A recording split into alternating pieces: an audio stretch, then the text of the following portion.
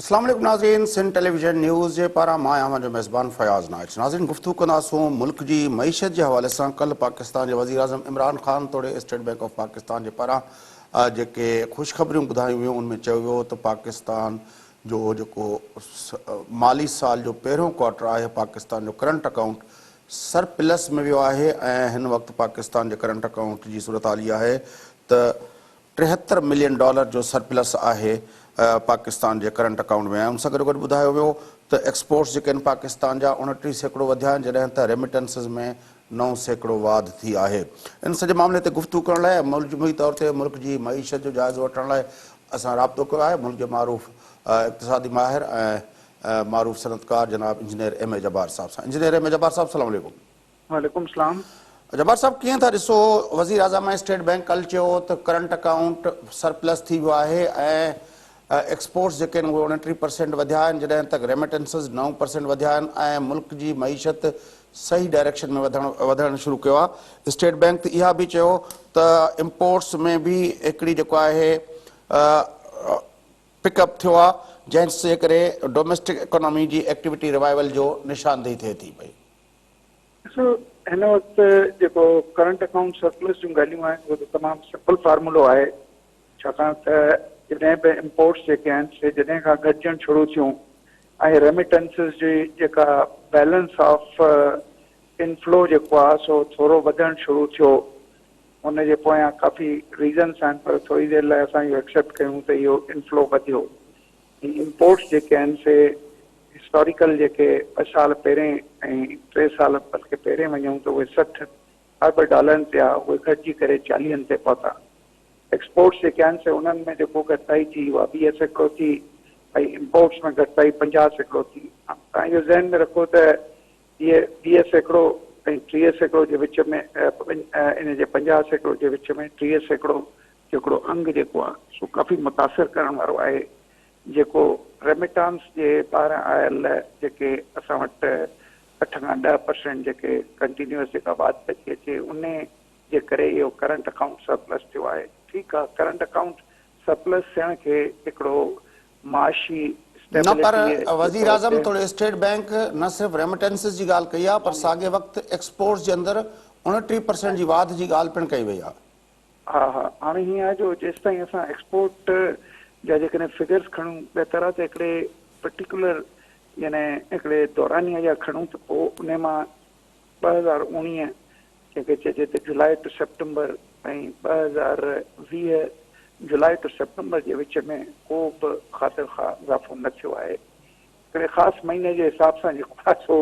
इहा ॻाल्हि करणु जेका आहे सा मुंहिंजो ख़्यालु आहे हिकिड़े स्टेटिस्टिकल अंगनि ॾियण जे हवाले सां का हुन में एतिरी हा हा, मतिलबु 3 महीननि जो जेके तव्हां इम्पोर्ट ऐं एक्सपोर्ट जूं फिगरूं ॾिसो,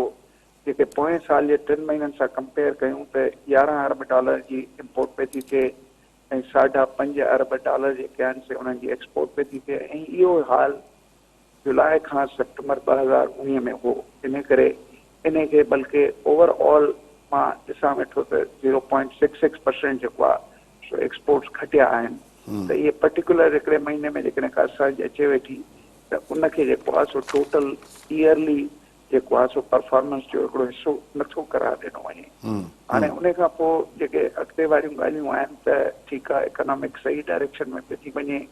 त जेसि ताईं पाकिस्तान जी इकोनॉमी जो तालुक आहे त पाकिस्तान जी इकोनॉमी न, पर उनखां पहिरें जवाहर साहब तव्हां चओ त रेमिटेंसिस वधण जा केतिरा सबब आहिनि जेके तव्हां ॿुधाईंदव, उहे थोरो असांजे नाज़रीन खे ॿुधायो त रेमिटेंसिस में 9% जेका वाध थी आहे उनजे पुठियां कहिड़ी हुकूमती हिकमत अमली आहे। जीअं त यूनाइटेड अरब एमिरेट्स खां अलावा जिथां जिथां ॿियूं डेस्टिनेशन्स आहिनि, gulf state, United status, England, उते जेको आहे सो असांजा तक़रीबन 17 खां 18% पैसा जेके आहिनि ते हिस्टोरिकली माण्हुनि जे ॾे वठि जेके असां हवाला हुंडी ऐं नॉन बैंकल चैनल्स चवंदा हुआसीं, हिन वक़्तु जेको आहे सो हिन वक़्तु मनी लॉन्ड्रिंग ऐं उन खां अलावा तव्हां जेकॾहिं ॾिसंदा हूंदो त पुराणनि वज़ीर आज़म, पुराणनि लीडरनि जे हवाले सां कॾहिं फॉरेक्स एक्सचेंज कंपनियूं जेके गल्फ में प्ले कनि थियूं, ॿियनि हंधनि ते कनि थियूं, उन्हनि जा नाला पिया था अचनि त उन्हनि जे ज़रिए मनी लॉन्ड्रिंग थी आहे। हिकिड़ो त मनी लॉन्ड्रिंग जे हवाले सां जेको आहे सो ख़ासि करे उहो तबिको जेको सर्विस कैडर जे हवाले सां पढ़ियल लिखियल तबिको असां चई सघूं था, उन तबिके में इहो त हिकिड़ी कॉन्शियस आयो आहे त 4 आना 8 आना जो गेन जेको आहे उन खां वधीक जेको आहे सो हिकिड़ो यानी लीगल रूट्स जे ज़रिए पैसा मोकिलणु वधीक मुनासिब आहिनि, छाकाणि त ॿिए पासे वरी त इन हवाले सां त चई सघिजे थो त इहा हुकूमती कामयाबी आहे त हू उन हवाले सां माण्हुनि खे उन्हनि क़ाइल करे वरितो आहे या मजबूर करे वरितो आहे त जेको लीगल मीन्स तव्हां चई सघो था त मजबूरी माण्हुनि जे लाइ इहा जेके रस्ता जेके आहिनि से महदूद ऐं क़ाबिले क्वेश्चनेबल पैदा थींदा वञनि, इन करे जेका आहे सा डाइवर्जन हिन पासे आई आहे। उन खां अलावा गवर्नमेंट थोरो जेको आहे सो कुझु पैसनि जे यानी डिपॉज़िट्स करण में कुझु बैंकुनि खे कुझु इंसेंटिव्स मिलंदा आहिनि, कुझु जेके रेमिटांसिस आहिनि उन्हनि खे हिकिड़ो सर्विस चार्जिस फ्री बि कयो आहे, ऐं प्लस जेको आहे सो कुझु जेके ख़ुशहाली अकाउंट्स जेके जे नाले सां खोलिया विया आहिनि हिकिड़ा, उन्हनि अकाउंट्स में जेको आहे सो परसेंटेज ऑफ प्रॉफिट बहितर आहे बनिस्बत उते रखियल पैसनि जे, त इन करे जेको आहे सो प्लस हिकिड़ो ॿी बि जेका आहे सा रीज़न आहे जंहिंखे हिन वधीक सम्झण जी कोशिशि पई थी कई वञे त काफ़ी माण्हुनि जा जेके जॉब्स आहिनि उहे माण्हुनि जा जेके आहिनि से उन्हनि खे बेरोज़गारीअ जे करे पाकिस्तान मां मूव करिणो थो पए, त आख़िर उन्हनि माण्हुनि वटि जेको कुझु उते डिपॉज़िट्स हूंदा जेके उन्हनि डिपॉज़िट्स खां अलावा हूंदा जेके हो महीने तौरु कनि कोई ट्रेडिशनल सिस्टम आहे पंहिंजे माउ पीउ खे घर वारनि खे पैसा मोकिलिणा आहिनि, त उन खां अलावा जेको माण्हू जी जेका सेविंग्स आहे कुझु उहा सेविंग्स बि ट्रांसफर थी आहे, यानी उहा सेविंग्स जे हवाले सां जेको आहे सो मुस्तनिद आरा इहा ई आहे त उन बि कुझु हिन खे हिकिड़ो बैकअप ॾिनो आहे। त उनजो सबबु जेको आहे बैंकिंग सेक्टर जे अंदरि रिफॉर्म्स जेके तव्हां ॿुधायो पिया त उनमें मार्कअप वग़ैरह ख़ुशहाली अकाउंट में बहितर थिया आहिनि त उनजे करे माण्हुनि उते उन तरफ़ वञणु शुरू कयो आहे। एक्ज़ैक्टली, बिल्कुलु इन खे तव्हां चई सघो था कुझु हुकूमत काविशूं वरितियूं आहिनि, कुझु इन मनी लॉन्ड्रिंग जे करे उन क़िस्म जा जेके सिलसिला आहिनि उन्हनि सिलसिलनि खे हलाइण वारा पाण बि घणो हिन वक़्तु आमादगी न वेठा ॾेखारीनि त उन्हनि सिलसिलनि जो हिकिड़ो हिसो ठहनि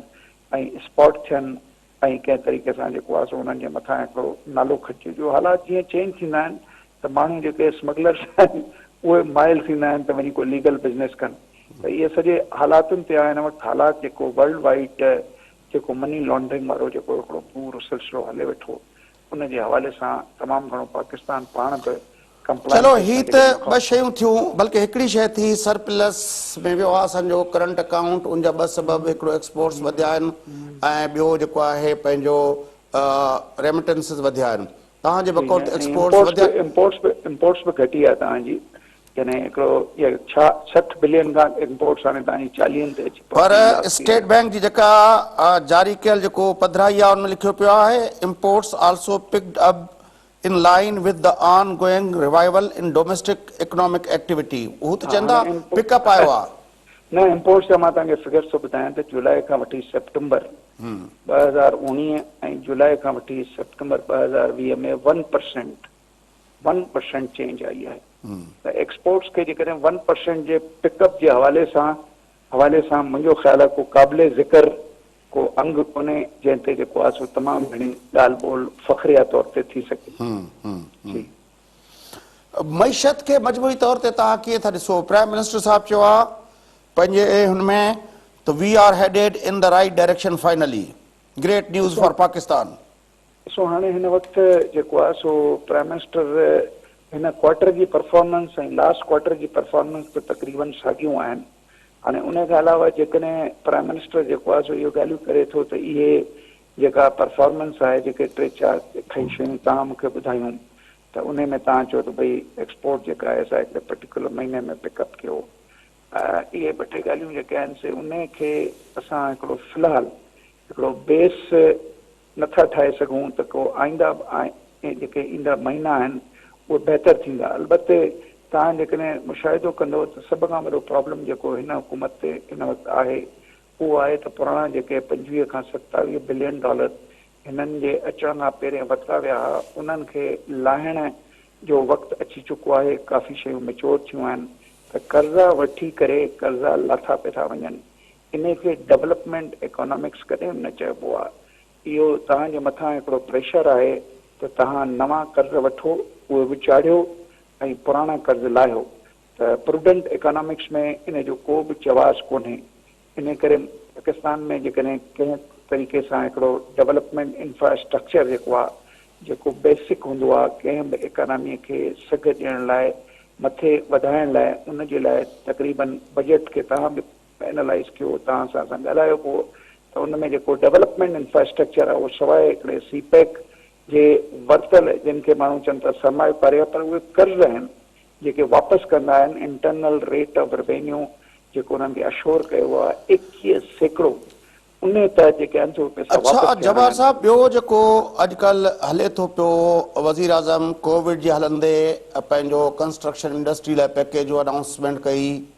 ऐं उनखां पोइ जेको आहे स्टेट बैंक बैंकिंग सेक्टर खे काफ़ी पैसा ॾिना आहिनि ऐं सभिनी बैंकनि पंहिंजा जेके आहिनि इश्तिहार छापिया आहिनि अपना घर जे नाले सां, त माण्हू उहे वठनि ऐं पंहिंजो घर जे लाइ उहो कंज़्यूम कनि। हुनमें तव्हांजो छा ख़्यालु आहे? जी, मुंहिंजे पंहिंजे ख़्याल में इन जी साराह थियणु खपे, छाकाणि त यानी कंहिं ज़माने में इहा कैश पेमेंट बेस्ड पॉवर्टीअ खे घटाइण वारो जेको तरीक़ेकार आहे उनखे 15 साल पहिरियों वर्ल्ड बैंक जे फ़लसफ़े में को घणी पज़ीराई न थींदी हुई। पर हाणे छाकाणि त IMF, वर्ल्ड बैंक ऐं ॿिया जेके डोनर्स आहिनि उहे सम्झनि था त पॉलिटिकल स्टेबिलिटीअ लाइ ज़रूरी आहे त हुकूमतूं उन तबिके खे कंहिं तरीक़े सां नंढनि कैश जे ज़रिए या हिकिड़ो क्रिटिकल कैश जे ज़रिए उन्हनि खे कंहिं तरीक़े सां राज़ी रखे त जीअं कंहिं मुल्क में घणो इंतशार न थिए। पाकिस्तान में जेको आहे सो हक़ीक़त में त 50% माण्हू जेके आहिनि से उन हिसार में अचनि था जंहिंखे असां पॉवर्टी लेवल्स चऊं था। खणी उहे पॉवर्टी लेवल $2 वारा न बि हुजनि, पर उन खां अलावा जेके बि हिकिड़ा बेंचमार्क्स आहिनि उन में पाकिस्तान में तमामु आहे। इन खे साराह करणु खपे त उन हवाले सां प्राइम मिनिस्टर मुख़्तलिफ़ प्रोग्राम शुरू कया आहिनि, यानी कामयाब जवान प्लस जेको आहे सो हिकिड़ा नॉन इंट्रेस्ट बेस्ड लोन्स, जेतिरी विकिड़ी मां चवंदुसि त यानी पैसनि जी सघ हिन सघ न हुअण वारे बजट में जेको कुझु नज़र अचे वेठो, खणी इन खे चवंदासीं त हिकिड़ो वधंदो परसेंटेज गैप छा में रेवेन्यू एक्सपेंडिचर में तमामु घणो वधंदो, 8-9% ते अची वेंदो। उन हवाले सां ॿियो जेको कंस्ट्रक्शन इंडस्ट्री आहे उन में बि हिकिड़ो जैकपॉट जंहिंखे चइजे त गैम्बल कई वई आहे, जेका गैम्बल फ़िलहालु हिकिड़ा FATF जे जेके तक़ाज़ाऊं आहिनि त उन में त पैसनि जो सवाल ऐं जवाबु थियणु खपे त पैसा आया किथां। कंस्ट्रक्शन इंडस्ट्री में जेका हिननि हिकिड़ी रियायत ॾिनी आहे उहा तमामु वॾी रियायत आहे ऐं उन रियायत जी मोट जेका आहे सा मां वेबसाइट ते पियो थो ॾिसां त 127 जेके आहिनि से कॉन्ट्रैक्ट्स FDR में माण्हुनि आमादगी ज़ाहिर कई आहे, जेके 65 अरबनि खां वधीक हिन वक़्तु क़ीमत ते था ॾेखारीनि। मुंहिंजे पंहिंजे ख़्याल में जेकॾहिं हीअ स्कीम सक्सेसफुल रहे थी, छाकाणि त गवर्नमेंट वरी उन खां अलावा यानी हिकिड़ो परसेंटेज ऑफ द डिपॉज़िट्स खे चयो आहे त इन कमनि जे लाइ ॾियो, उन जो जेको सैकड़ो आहे व्याज जो उन खे काफ़ी गवर्नमेंट सब्सिडाइज़ करे वेठी। जेकॾहिं हीअ स्कीम पिकअप करे थी त इहा बि हिकिड़ी हक़ीक़त आहे त हिन स्कीम में को 31 खनि इंडस्ट्रीज़ आहिनि। हिन स्कीम में सीमेंट ऐं सरियो त आहे ई आहे, हिन स्कीम में प्लास्टर पेंट आहे, हिन स्कीम में बुक वर्किंग आहे, हिन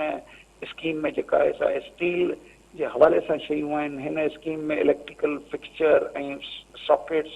पाइप इंडस्ट्री जेका आहे सा उहा हिन हवाले सां आहे। त हिन हवाले सां हिकिड़ियूं 31 इंडस्ट्रीज़ आहिनि, जेकॾहिं उन में जेका आहे सा मुंहिंजो ख़्यालु आहे थोरो ग्रोथ ईंदी ऐं हीउ हिकिड़ो ॾिनल हिकिड़ो तमामु वॾो मां चवंदुसि त पैकेज आहे जंहिंमें एमनेस्टी आहे त तव्हांखां सवाल न पुछंदा ऐं इन सॼे हवाले सां मां सम्झां थो त माण्हुनि जेके पुराणनि एमनेस्टियुनि में पैसा पंहिंजा कराया हुआ, हिकिड़ा त बग़ैर ॾेखारे, हिकिड़ा ॾेखारे करे, उन्हनि पैसनि जी कुझु डाइवर्जन हिते थींदी। हिन वक़्तु तव्हां ॾिसंदो त स्टार्ट तव्हां सम्झो था त जेको वज़ीर आज़म जो ऐलान हुयो हेतिरा घर ॾींदुसि ऐं हेतिरा रोज़गार जा ज़रिया ॾींदुसि, उहो हिन हिकिड़े ई ऐलान सां पूरो थींदो पियो नज़र अचे? हा, ईअं चई सघो था त हिन में जीअं जीअं मोमेंटम ईंदी त इहो 50 लख घर ऐं 1 करोड़ त काफ़ी हिकिड़ो एम्बिशियस प्लान आहे, पर इन प्लान जे हिकिड़ो मोट में काफ़ी हद ताईं हिकिड़ो ख़ातिर ख़्वाह परसेंटेज जेको आहे सो एम्प्लॉयमेंट जनरेशन थियण जी उमेद थींदी, हिकिड़ो ख़ातिर ख़्वाह परसेंटेज जेको आहे सो हिन में जेको आहे सो हिकिड़ी इन्वेस्टमेंट थींदी ऐं हिकिड़ो ख़ातिर ख़ां परसेंटेज जेको नंबर ऑफ हाउसिंग जी जेका रिक्वायरमेंट आहे उहा थींदी। इन लेवल ते जेको एम्बिशियस प्लान आहे उहो न थींदो, छाकाणि उन लाइ त तमामु हिकिड़ी एक्स्ट्रॉर्डनरी लेवल इन्वेस्टमेंट्स खपनि। पर तॾहिं बि तव्हां चई सघो था त इहो जेकॾहिं हुकूमत ख़ासि करे FDR जेके घणो करे हायल थींदा आहिनि, रुकावटूं बणिजंदा आहिनि इन सॼे इन्वेस्टमेंट ऐं ख़ासि करे non declared and to be spend में टैक्सिस हूंदा आहिनि, तरीक़ेकार हूंदा आहिनि। उन्हनि तरीक़ेकारनि ते जेकॾहिं ब्यूरोक्रेसीअ जे इन रुकावटुनि खे जेकॾहिं इमरान ख़ान सही तरीक़े सां मॉनिटर करे वियो या उनजी टीम इंटर मिनिस्ट्री या कंहिं तरीक़े सां हिकिड़ो 4-5 लाइन मिनिस्ट्री गॾिजी सची इन्हनि खे थोरो सो पुश कयो त मां सम्झां थो त इन में जेको आहे सो इमरान ख़ान जो पंहिंजो हिकिड़ो इलेक्शन मैनिफेस्टो जे पर बेरोज़गारी भी वधे पई, पर उन सां गॾु गॾु जेका महांगाई जो जिन आहे उहो बेकाबू थी वियो आहे। ही समूरियूं कोशिशूं पंहिंजी जाइ ते जेको आम वाइपे जी शयूं आहिनि, बिजली जा बिल हुजनि, इहे सभिनी माण्हुनि जा जेके आहिनि पंहिंजो माण्हुनि खे बिल्कुलु परेशान करे छॾियो आहे। बिल्कुलु तव्हां सही था चओ त जेका इन्फ्लेशन आहे उन में जेको बास्केट आहे उन बास्केट में सभ खां वॾो बास्केट आहे CPI जो बास्केट जेको आहे सो कोर इन्फ्लेशन जो उहो हिसो आहे जंहिंखे चइजे त खाधे खुराक जूं शयूं। पर उन खां अलावा माण्हुनि जो हिकिड़ो परसेंटेज जेको आहे सो बिजली, गैस ऐं ॿियनि उन्हनि शयुनि ते बि मसरफ़ थिए थो जेका उन्हनि जे लिविंग जी हिकिड़ी रिक्वायरमेंट आहे। यस, बिजली जेका आहे सा तमामु घणी महांगी थी चुकी आहे। प्राइम मिनिस्टर जेको आहे सो कोशिशि करे वेठो त इन्हनि सां छा इहो IMF सां जेका आहे असांजी डील उनजे करे थिए पियो? न, हिन में छा आहे जो मुंहिंजे ख़्याल में इहे ख़राब मुआदा थियल आहिनि पुराणा जिन खे रिफॉर्म करण जी कोशिशि करे वेठो, पर उनजे रिफॉर्म्स में ख़ुदि हुनजे पंहिंजे टीम जा माण्हू रुकावट आहिनि, छाकाणि त उन्हनि जा पंहिंजा पावर स्टेशन आहिनि। जेका IPP जे बारे में जेका रिपोर्ट आई उहा दॿजी वई जेका। हा, ॾिसो न, IPP जे बारे में रिपोर्ट आई, उन में हिकिड़े सेनेटर जो चवणु इहो नालो था वठूं, नौमान वज़ीर, टेलीविज़न ते इहो चयो त इन्हनि ते क्रिमिनल केसिस दाख़िल थियनि। इहे त बिल्कुलु इन्हनि उहे कम कया आहिनि जेके क्राइम्स आहिनि, छाकाणि त जेका बि हिकिड़ो अंग अखर तौर ते हिननि खे पैसा मिलणा हुआ, रिटर्न्स उन खां 10% वधीक वरितऊं। इयूं घणियूं ॻाल्हियूं आहिनि जेके टेक्निकली तव्हां कॾहिं कोई हिकिड़ो कलाक जो प्रोग्राम कयो त करे सघूं था। थोरी देरि लाइ मां चवां त इहो जेको बि IPP जे करे बहरान आयो आहे इन बि हुकूमत खे मुंहिंजो ख़्याल आहे मजबूर त कयो आहे, पर हुकूमत उन सिलसिले में ख़ातिर ख़्वाह ऐं तमामु हिकिड़ा शदीद इक़दामात जी ज़रूरत आहे त इहे जेके रेट्स आहिनि बिजली जा, प्रोडक्शन जा, ऐं बिजली में रिफॉर्म्स हाणे कंहिं तरीक़े सां माण्हुनि खे को रिलीफ मिले, उते गवर्नमेंट जो इमिनेंट मां चवंदुसि त हिकिड़ो कोशिशि आहे, पर फेल्यूअर्स बि गॾो गॾु नज़र अचनि वेठा। जी सर, महांगाई ते तव्हां ॻाल्हायो पिया, उन खे सिर्फ़ु हिकिड़े मिंट में था चऊं त एग्रीकल्चर खे प्रोपोर्शनेटली ध्यानु न ॾिनो वियो आहे, न त मुंहिंजो ख़्याल महांगाई एतिरी न हुजे हा जेतिरी नज़र अचे वेठी। वॾी महिरबानी इंजीनियर एम जब्बार साहब, तव्हां असांखे जॉइन कयो। नाज़रीन, मुल्क जी मईशत जी सूरत हाल, वज़ीर आज़म तोड़े स्टेट बैंक जो चवणु इहो आहे त मुल्क जी मईशत सही डायरेक्शन में हले पई। कल्ह वज़ीर आज़म इमरान ख़ान ट्वीट कंदे चयो त पाकिस्तान जी मईशत great news for Pakistan, we are headed in right direction finally, prime minister Imran Khan. उन खां पोइ स्टेट बैंक जी जेका स्टेटमेंट बि आई जंहिंमें चयो वियो त पाकिस्तान जा जेके एक्सपोर्ट्स आहिनि उहे 29% वधिया आहिनि, जॾहिं त रेमिटेंसिस में 9% वाध थी आहे। तंहिंजे करे पाकिस्तान जो करंट अकाउंट जेको आहे उहो 5 सालनि खां पोइ कंहिं हिकिड़े क्वार्टर में सरप्लस में वियो आहे। फिस्कल ईयर जो फर्स्ट क्वार्टर पाकिस्तान जो करंट अकाउंट सरप्लस में वियो आहे। इहा ग्रेट न्यूज़ हुई जेका इमरान ख़ान असांखे ॿुधाई, पर उन सां गॾु गॾु जेके इंजीनियर एम जब्बार जो चवणु इहो आहे त पाकिस्तान जा एक्सपोर्ट्स बिल्कुलु न वधिया आहिनि, पाकिस्तान जा इम्पोर्ट्स किरिया आहिनि उनजे करे, ऐं हुनजो चवणु इहो त रेमिटेंसिस बिल्कुलु वधिया आहिनि। उन जा हिकिड़ा मुख़्तलिफ़ सबब जेके आहिनि उनमें हुकूमत खे क्रेडिट ॾेई सघिजे थो त हुननि जेको कानून साज़ी कई आहे ऐं उनजे करे माण्हू जेको आहे जेके गैर क़ानूनी तरीक़नि सां जेके पैसा अॻे ईंदा हुआ हाणे उहे क़ानूनी पाइपलाइन जे थ्रू अचनि था पिया, जंहिंजे करे रेमिटेंसिस जो ऑफिशियल अंग जेको आहे उनमें ग्रोथ नज़र अचे थी पई। नाज़रीन, वक़्फ़ो वठूं था, वक़्फ़े खां पोइ मोटी अची प्रोग्राम जे सिलसिले खे वधाईंदासीं असां सां गॾु।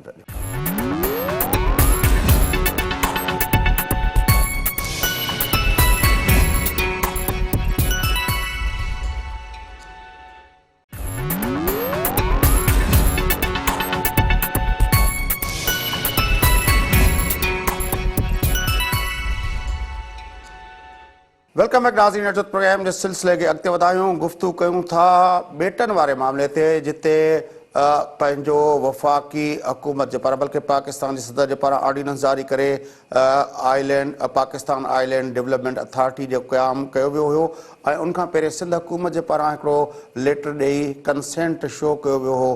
वफ़ाक़ी हुकूमत खे। पर उनखां पोइ सिंध जे अंदरि रद्दमल अचण खां पोइ सिंध जी सूबाई काबीना उहो रेज़ोल्यूशन पास करे उहो पंहिंजो परमिशन लेटर वापसि वरितो हुयो। कल्ह उन हवाले सां सिंध असेंबली जे अंदरि हिकिड़ो रेज़ोल्यूशन पास थियो आहे। आइनी ऐं क़ानूनी मामलनि में हाणे उन ऑर्डिनेंस जी छा सूरत हाल थींदी उन ते गुफ़्तगू करण लाइ असां राब्तो कयो आहे मुल्क जे नामियारे आइनी ऐं क़ानूनी माहिर जनाब यासीन आज़ाद साहब सां। यासीन आज़ाद साहब अस्सलाम वालेकुम। वालेकुम सलाम सर। यासीन आज़ाद साहब, सिंध हुकूमत ने लेटर के थ्रू कंसेंट दिया, ऑर्डिनेंस आया कोस्ट अपना आइलैंड डेवलपमेंट अथॉरिटी का, यहाँ पे एक तहरीक चली, फिर वो प्रोविंशियल कैबिनेट ने उसको वो अपना लेटर वापस ले लिया, कल रेजोल्यूशन पास कर दिया सिंध असेंबली ने। क्या अब कानूनी हैसियत बनती है इस ऑर्डिनेंस की और उसके आगे क्या हो सकता है? देखिए सर, पहली बात यह है कि पाकिस्तान का जो निज़ाम चलता है वो दस्तूर पाकिस्तान के तहत चलता है, किसी और के तहत नहीं चलता। आप बाकी कवानीन की बात कब करेंगे, पहले से जो हमारे आइन के आर्टिकल्स हैं उनको देखना पड़ेगा कि आइन के मुताबिक ये जो प्रॉपर्टी जिसको फेडरल गवर्नमेंट अब क्लेम कर रही है वो है किसकी। और स्पेशली 18 अमेंडमेंट के बाद भी ये मामला जो है बिल्कुल क्लियर हो गया कि हर सूबे की प्रॉपर्टी उसकी अपनी प्रॉपर्टी है। मुझे वो वक्त याद है कि जब पाकिस्तान स्टील मिल का केस सुप्रीम कोर्ट में गया तो स्टील मिल के बेचने की बात हो रही थी, तो उस वक्त सुप्रीम कोर्ट ने कराची में ये बात कही थी कि आप जो स्टील मिल का सौदा कर रहे हैं, जमीन तो गवर्नमेंट ऑफ सिंध की है, तो सौदा किस चीज का कर रहे हैं बगैर गवर्नमेंट को एतमाद में लिए।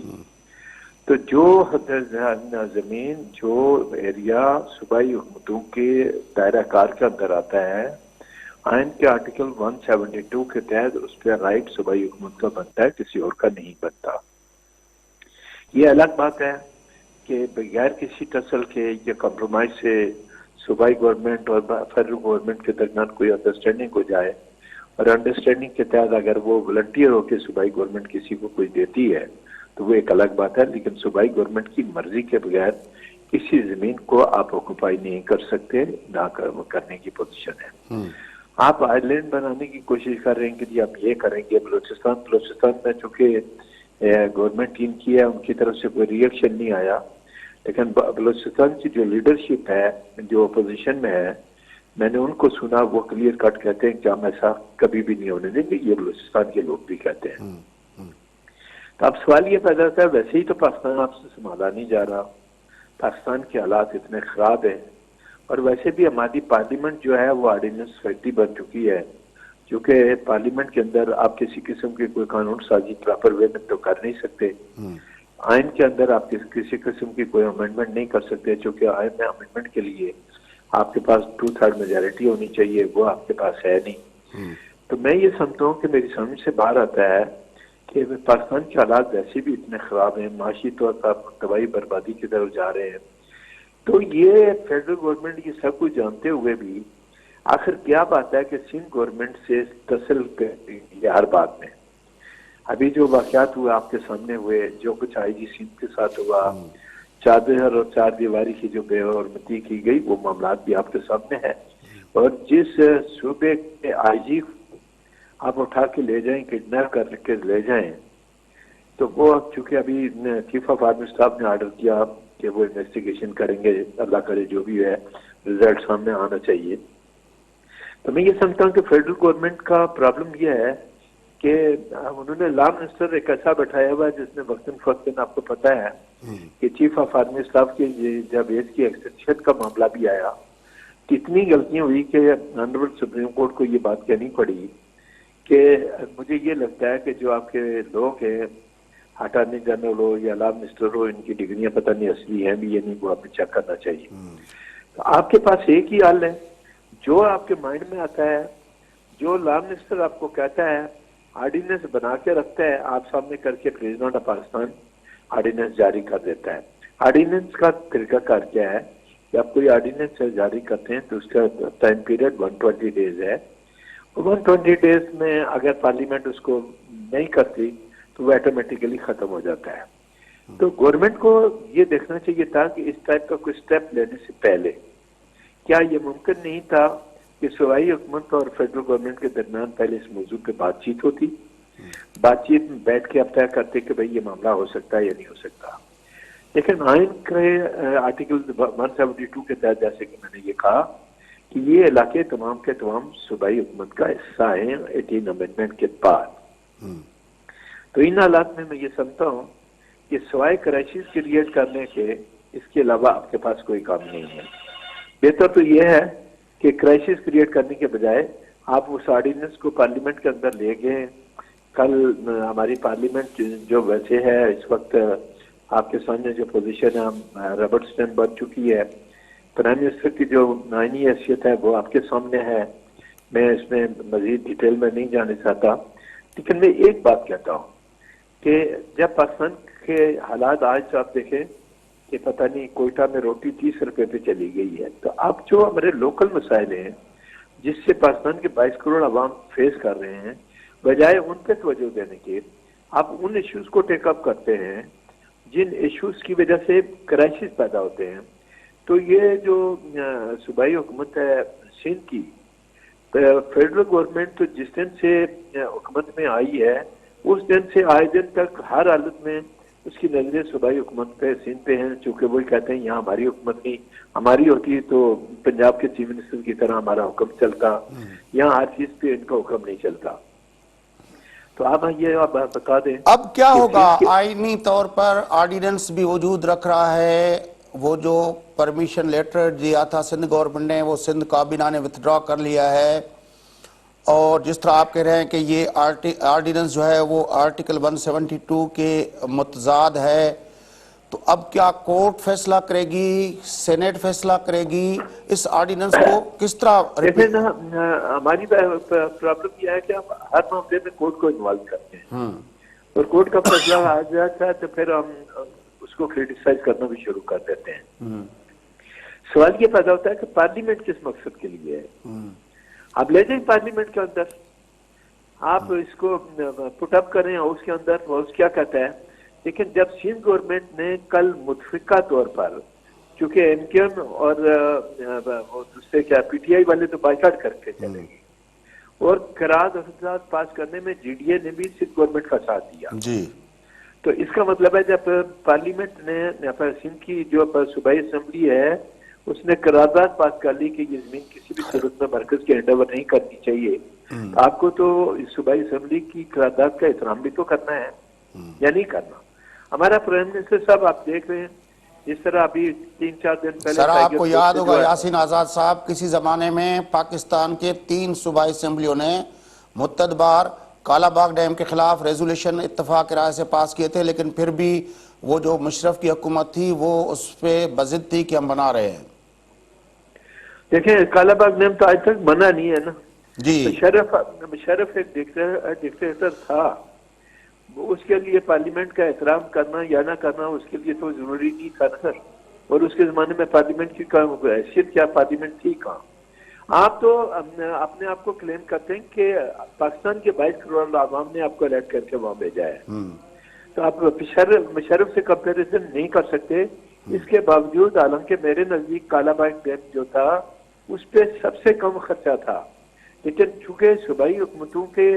इख्तलाफ था कालाबाग डैम पे, तो कालाबाग डैम आए दिन तक नहीं बना ना।